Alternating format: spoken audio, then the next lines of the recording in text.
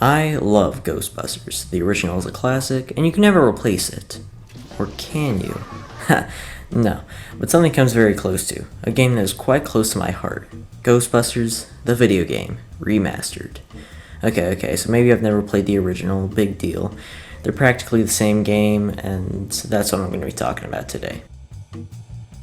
So it's 1991, 2 years after Ghostbusters 2, we'll get into that later. The great city of New York is hit with what can only be described as a paranormal EMP blast.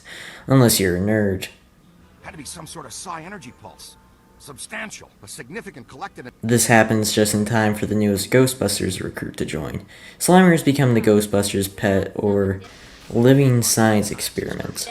But I'm still calling Slimer their pet because it's just like the show. We fail to capture Slimer, capture a Discord mod instead, and go to the Sedgwick Hotel. Stuff goes down, there are fun mechanics introduced through the PKE meter that we'll get into later, and we leave with thousands of dollars in property damage, and oh geez, Stay Puft is back. Egon, Ray, Peter, and Winston all realize that turning the Ecto-1 into a giant ghost trap would be pretty good.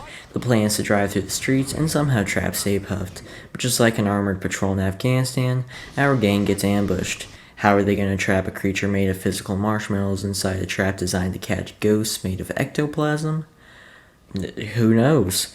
Because we were hung by a rope, hold on, that came out wrong. We were lowered down by rope and shoot Stay Puft off the building. The gang meets this lady who was at the museum in the beginning and the hotel when Peter failed to ask her out because he didn't have enough points in charisma. Just remember Dr. Alyssa Selwyn. Turns out that Walter Peck has been appointed head of Peacock.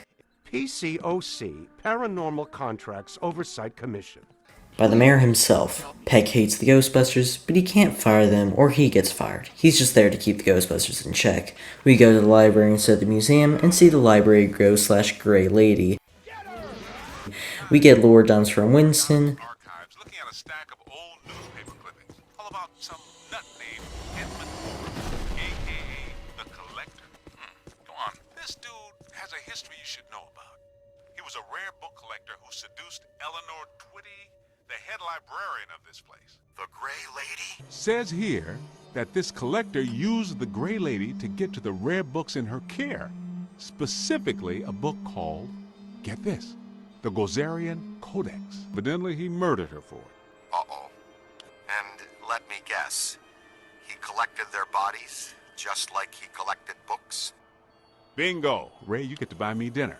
Seconds before he was hanged, he said he would return as Azathlor, some sort of god, to keep watch over the library and every rare book in its collection. We capture the Great Lady after taking the leaked 8th Harry Potter book from her. And now we're in the ghost world. Through portal hopping and imagination, the gang, except Winston and Peter, are all reunited, ready to fight the nerdy collector turned edgy god or something. Part of this strange symbol turns off. Everybody is pretty stumped on what this symbol means. Then cross New York style with no visible anchovy. We sneak into the museum, and before the police can set us to Guantanamo, some ghosts appear. Alyssa gets kidnapped by the ghost of Queso, and the rest of the level is just jumping around between exhibits, finding ghosts who are using historical weapons, and off to the next phase until the chairman does this whole disappearing act again. Peck and the mayor are pretty mad that we're destroying the city in the name of pseudoscience, but we're stronger than the law, so we break another priceless artifact to reveal the sewers. Instead of meeting mutated turtles that are teenagers and are ninjas, we have a boss fight with the chairman. Still, what is the symbol? Understandably, Peck is pretty mad and plans to fire us, but thankfully, we got the whole weekend to stop this calamity, probably half a dozen others. Save the city, we got a 4-day weekend. Winston is able to put 2 and 2 together and realizes that the symbol is a Mandela, and we have to shut off the last 2 nodes to stop the end of the world. We go to Sedgwick again, as well as Shandor Island. That's that. Oh yeah, Alyssa's a Shandor. Alyssa is a Shandor? Yep, just like an M. Night Shyamalan twist, Alyssa was a Shandor the entire time. Turns out the Doomsday thing had a backup plan, where if you took a member of the Shandor bloodline and a ton of ghostly energy, then you can enact the end of the world. To sum up a lot of expository dialogue, Peck is a Gozer worshipper, except he wasn't, but let's not get ahead of ourselves. Central Park becomes a giant cemetery full of monsters from Spirit Halloween, and we're here. It's all come to this, the finale of Ghostbusters the video game. So it turns out the mayor was actually Evo Shandor, but possessed. Shandor possessed the mayor, turned Peck on us to slow us down, And when we shut down his Mandela before he could get fully juiced, he hijacked our ghost out of the containment unit as an alternate energy source. Very good. And they say you're the slow one. Wait, what? Who says that? Everybody. What's the girl have to do with it? Taking her was necessary. To assume my own destructor form, I require blood. My blood. What about Gozer? I thought you built this all for him. I did, but he failed me. Twice. How he earned the title The Destroyer is beyond me. Anyway, I thought to myself, why worship a god when you can actually become one? Slime. The boss fight turns out to be pretty easy, at least until Satan appears. Okay, not actually Satan. This is Evo Shandor in his Destructor form. Now, since I know somebody clicked on this video, never seen a Ghostbusters film, let me tell you about good old Evo Shandor. In 1920, or 1919, Evo Shandor, a doctor in World War I, concluded that society was simply too sick for its own good. Instead of waiting another 25 or 26 years for atom bombs to be made, Evo simply started a cult with over 1,000 followers, all devoted to worshipping a random Sumerian deity and bringing about the end of the world. Evo Shandor watched as Gozer failed him twice, so he just went, why worship a god? We can actually become one. I mean, he has a point, but he must not have been a god at gaming because he got quick-scoped by the Ghostbusters. The girl is saved, the day is saved, and roll credits. Ooh boy, that sure took longer than I thought it would. It's actually using my first draft of the script. Yep, that script I was working on for this whole time was 95% plot summary. Now for the rest of the video. Another fun fact about the development of this video is that it's been on for many months, and also the quality of my videos have changed a good bit since then, and now I include music, so a couple minutes ago you may have noticed that I started playing some music in the background.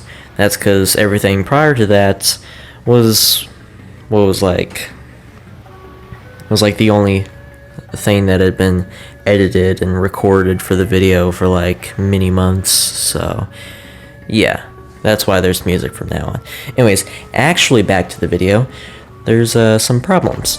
If you've seen the clips, then yeah, you know what I'm about to say. The graphics aren't that good, even after the remaster. They just fixed the lighting and frame rate at the cost of multiplayer. Wait, what? I don't care if the graphics looked good for the time, because they certainly don't right now.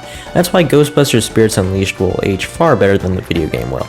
Graphics-wise, that is. The gameplay loop of Spirits Unleashed is far more repetitive than the 6 to 7 hour campaign of the video game. Now, the other major problem is that the first half feels like the Ghostbusters are babysitting you. You have to follow their directions and you can't progress until you listen to their dialogue. Now, I personally don't have a problem with this, it just feels like it's another film. The third film, if you will. We'll get back into that later. Is this game perfect? No.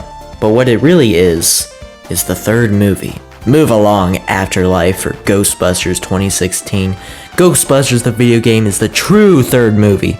You see, there were many drafts for a third movie involving the original cast, and one of the script ideas got turned into this game. The script was revised / co-written by Dan Aykroyd and Harold Ramis, the original writers for the first two films, and obviously two of the original Ghostbusters. Because of all that, it truly feels like it's the third film. It's written like it is, and even Aykroyd himself says the third movie. The sequel in a game. It tells the third story. You know, I watched the first two movies in preparation for it, and harken back to that enthusiasm that I had when I first wrote it. But he said that before Afterlife came out, so who knows. While we could spend all day pointing out minor details that support or disprove the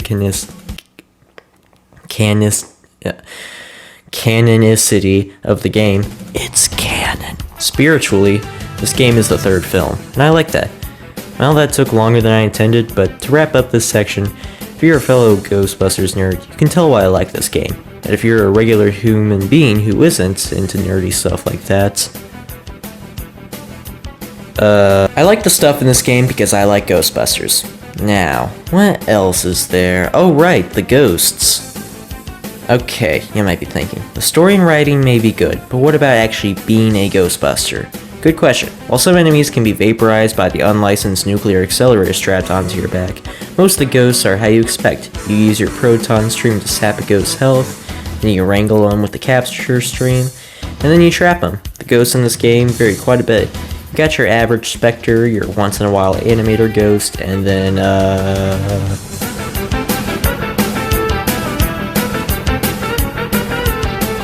Speaking of boss fights, the boss level ghosts in this game tie the whole level together. Do you remember the Stay Puft level for going through a haunted laundromat, or turning on the power and return to Sedgwick, or going through the black slime catacombs in Shandor Islands? Okay, I take that last one back. Being alone in the Shandor Islands level is horrifying. But other than that, of course not. You remember the levels for their boss fights. Now, I would explain why there are boss fights, lore-wise, but I'm lazy, so Egon is. Egon, what were you saying earlier about the mandala node? You mean, why do we keep seeing new ghosts? Yeah. Okay. Think of the mandala as a city bus line. At the bus station, ghosts or waiting passengers are drawn into the system here and trapped.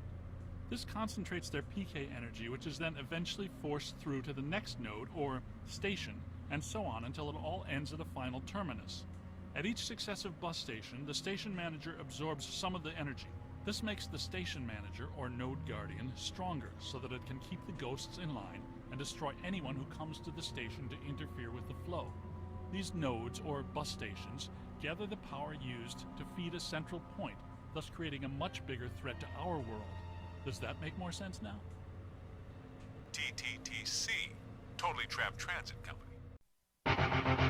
So I may have left out one crucial detail about the game. The upgrades. We got your regular proton stream, weakens and damages ghosts. Then on the Stay Puft level they introduced the other half to it, the boson dart. It's not very good, one shot and your pack instantly overheats. It's not until the upgrades where this thing becomes really useful. In the library level, 2 new pack modes are added, Dark Matter Generator and Slime Blower Mark II.